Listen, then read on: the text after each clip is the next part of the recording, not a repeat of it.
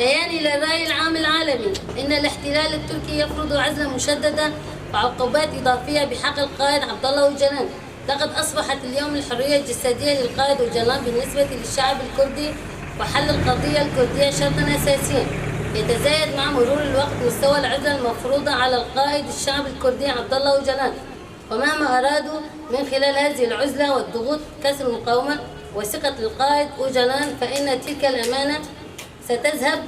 الأماني ستذهب إدراج الرياح، لأن القائد يدرك كل فرد من أفراد الشعب الكردي لأفكاره، فمهما مارسوا الضغوط علينا فسوف نعمل بشكل أكثر من أجل حرية القائد أوجلان وحقوقه. ونحن باسم مجلس المرأة لعوائل الشهداء ندين أن نستنكر العزلة المفروضة على القائد الأممي عبد الله أوجلان الذي زرع القيم والفكر الحر للمجتمعات والجسد الحر الحرية لكل مرأة، وهو الذي جعل جسرا للوصول نحو المفهوم الأمة الديمقراطية وأنقذ الشعب من السهر والزوال.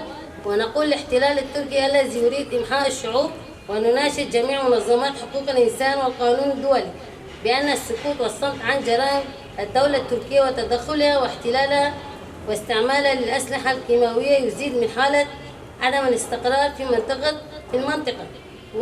وعلى الدولة التركية أن تفهم القضية الكردية كحقيقة تاريخية عامل أمان لرسم مستقبل للشعوب.